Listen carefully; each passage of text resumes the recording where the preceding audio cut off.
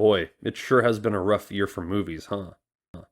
It feels like this year there have been a lot of new movies that have come out. Yet it also feels like 3/4 of all of them have been huge stinkers. Movies like The Little Mermaid remake, Indiana Jones 5, The Flash, Ant-Man 3, and Elementals have all been massive disappointments and are huge embarrassments for the studios that made them. But with those movies, we've also got some really good ones, like John Wick 4, Mission Impossible Dead Reckoning, Sound of Freedom, the Mario Bros. Movie, and Christopher Nolan's latest movie,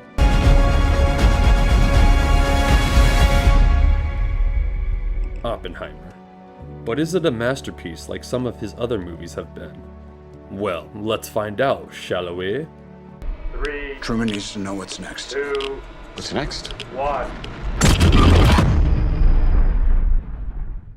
A quick rundown on the plot of the movie. Oppenheimer is an epic biological thriller about the real Robert J. Oppenheimer, an American theoretical physicist who also happens to be the man who created the frickin' atomic bomb, which would be the first of many nuclear weapons to ever be made. You know, your average 9 to 5. The movie follows the life and career of Oppenheimer from his days as a student attending schools for theoretical physics in Europe, to teaching classes on the subject in America, to his pro-union activities and ties to the American Communist Party, to his time working on the Manhattan Project and building the atomic bomb, to his relationship with his wife and mistress, to his time working at the U.S. Atomic Energy Commission, and to his eventual betrayal by his enemies in high positions of government. During all this, we witness who Oppenheimer was as a person and what his thoughts were on the world around him. We see his relationships, his struggles, his character, his strengths, his flaws. You practically know the guy like a brother by the end of the movie.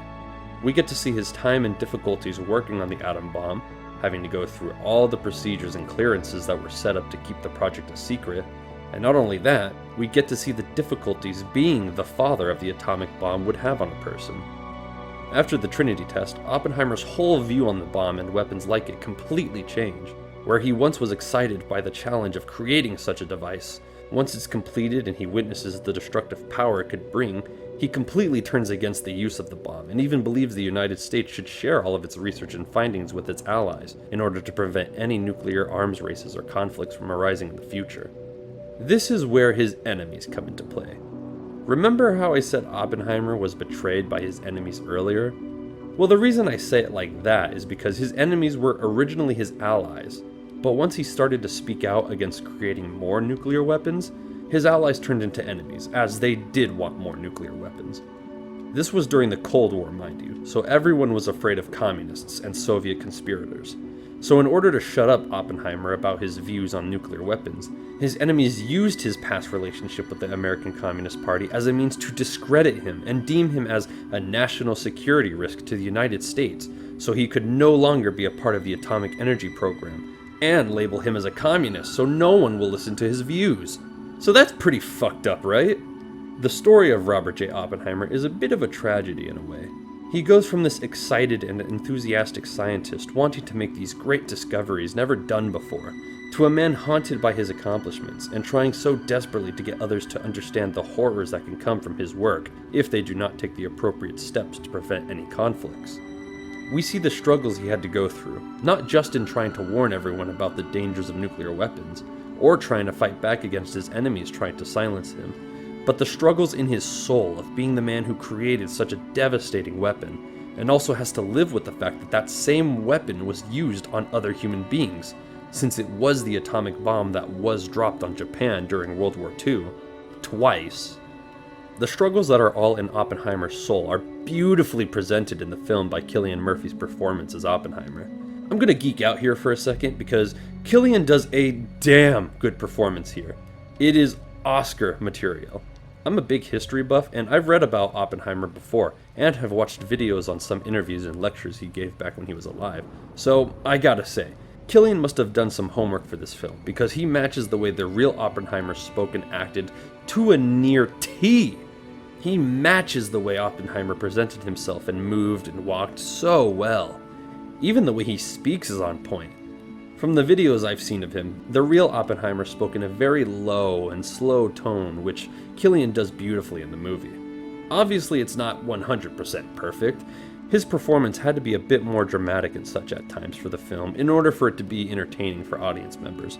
But I feel like Cillian blended the drama and the genuine character of the real Oppenheimer together perfectly in his performance.